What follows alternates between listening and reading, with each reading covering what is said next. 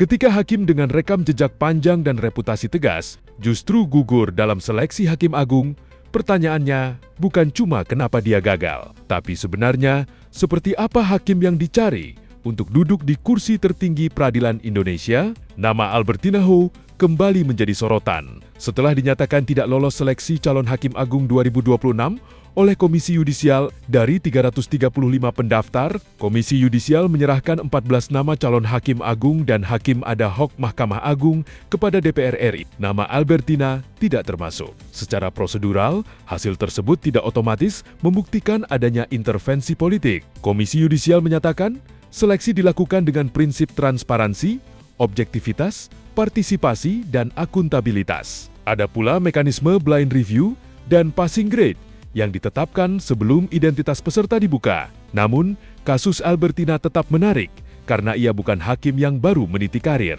Perjalanannya panjang. Ia pernah bertugas di berbagai pengadilan, menduduki jabatan pimpinan, menjadi hakim tinggi, hingga dipercaya sebagai anggota Dewan Pengawas KPK periode 2019 hingga 2024. Pada 3 Februari 2026, Albertina dilantik sebagai Ketua Pengadilan Tinggi Kalimantan Timur. Namanya semakin dikenal ketika menjadi Ketua Majelis Hakim dalam perkara suap pegawai pajak Gayus Tambunan. Dalam perkara tersebut, Gayus dijatuhi hukuman 7 tahun penjara dan denda 300 juta rupiah.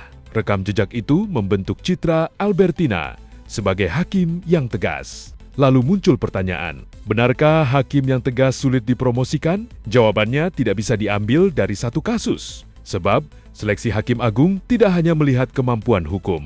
Ada pengalaman profesional, integritas, rekam jejak, visi dan misi, kesehatan, kepribadian, serta kapasitas menjalankan tugas sebagai hakim agung. Artinya, reputasi sebagai hakim tegas belum otomatis menjadi tiket menuju Mahkamah Agung. Tetapi, ada persoalan yang lebih dalam, independensi hakim. Hakim dituntut mengambil keputusan berdasarkan hukum, bukan tekanan kekuasaan, kepentingan politik, relasi pribadi, maupun opini publik. Namun, karir hakim tetap berjalan dalam sebuah struktur kelembagaan. Ada promosi, mutasi, penilaian, dan seleksi. Jadi, hakim harus independen ketika mengadili, tetapi perjalanan karirnya tetap berada di dalam sistem. Di titik ini, kasus Albertina menjadi menarik. Apakah hakim yang kritis dan tidak mudah berkompromi benar-benar memiliki peluang yang sama dalam promosi? Pertanyaan itu tidak bisa dijawab hanya dengan dugaan. Harus ada data dan pola yang lebih luas.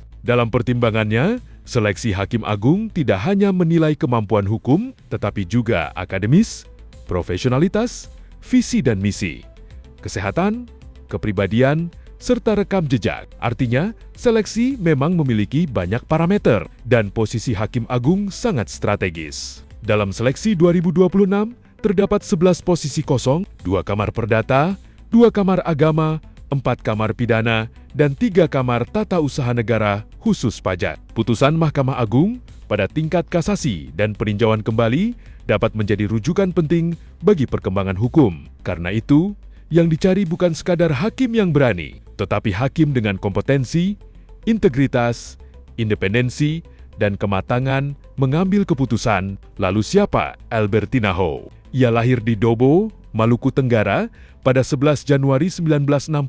Setelah menempuh pendidikan hukum di Universitas Gadjah Mada, Albertina memulai karir sebagai calon hakim pada 1986 di Pengadilan Negeri Yogyakarta. Karirnya kemudian berkembang melalui berbagai pengadilan dan jabatan pimpinan hingga menjadi hakim tinggi. Ia juga dipercaya menjadi anggota Dewas KPK dan kini menjabat Ketua Pengadilan Tinggi Kalimantan Timur. Sri Kandi Hukum Indonesia, begitulah orang-orang menjulukinya. Ia merupakan hakim Indonesia yang dikenal akan ketegasan dan integritasnya. Albertina Ho sudah malang melintang menjadi hakim, mulai dari Slawi, Temanggung, hingga Jakarta Selatan. Selama karirnya, Albertina Ho pernah menangani perkara-perkara menarik perhatian, seperti kasus korupsi, Gayus Tambunan, juga perkara mafia hukum yang melibatkan Jaksa Ciru Sinaga. Komitmen pada integritas membuat nama Albertina Ho termasyhur oleh publik. Saat namanya masuk nominasi Yatiamin Award, ia justru menolak, bukan karena tidak layak, tapi karena satu prinsip, hakim tidak bekerja untuk popularitas, Di media sosial muncul komentar yang mengaitkan hasil seleksi dengan kepentingan kelompok dan politik. Tetapi, komentar warganet adalah persepsi, bukan bukti. Tidak lolosnya Albertina belum cukup untuk membuktikan adanya intervensi politik. Justru pertanyaan yang lebih penting adalah seberapa transparan sistem seleksi Hakim Agung dalam menjelaskan mengapa seseorang lolos dan yang lain tidak. Jika parameternya jelas dan prosesnya dapat dipertanggungjawabkan, publik mungkin tidak selalu setuju dengan hasilnya, tetapi bisa memahami dasarnya. Sebaliknya, semakin sulit proses itu dipahami, semakin besar ruang bagi kecurigaan. Karena itu, masalahnya bukan hanya Albertina Ho, yang dipertaruhkan adalah kepercayaan publik terhadap sistem peradilan. Jadi, kasus Albertina belum membuktikan bahwa hakim tegas alergi terhadap sistem. Tetapi kasus ini menyisakan pertanyaan penting. Ketika hakim dengan rekam jejak panjang gagal menembus kursi Hakim Agung, apakah sistem sudah benar-benar memberikan kesempatan yang adil berdasarkan kompetensi, integritas, dan independensi? Pertanyaan itu seharusnya tidak dijawab dengan spekulasi. Jawabannya harus terlihat dari proses yang transparan dan bisa dipertanggungjawabkan. Albertina Ho, seorang hakim yang dikenal berintegritas, terlempar dari seleksi Hakim Agung 2026. Padahal Albertina Ho bukan nama baru dalam sejarah pemberantasan korupsi di negeri ini. Ia hakim karir sejati. Tangannya pernah mengetuk palu di kasus mafia pajak Gayus Tambunan, perkara yang menguji nyali banyak penegak hukum.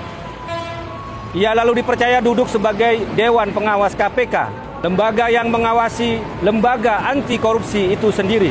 Rekam jejaknya bukan katalog prestasi kosong, tapi jejak nyata yang bisa ditelusuri, diverifikasi, dan dipertanggungjawabkan. Tapi di seleksi calon Hakim Agung 2026, justru Albertina yang tersingkir, berhenti sebelum sempat diwawancara. Sementara nama lain yang lolos dengan jejak sebagai bekas calon legislatif Partai Golkar, ini yang sedang viral dan menjadi pergunjingan netizen. Komisi Yudisial menegaskan proses berlangsung objektif dan blind review. Tapi objektivitas prosedural tak otomatis menjawab pertanyaan substansial. Bagaimana rekam jejak yudisial yang tegas dan teruji bisa kalah dari rekam jejak yang jauh lebih samar sebagai hakim? Ini bukan sekedar drama dua nama, ini soal siapa yang layak menjaga gerbang terakhir keadilan di negeri ini.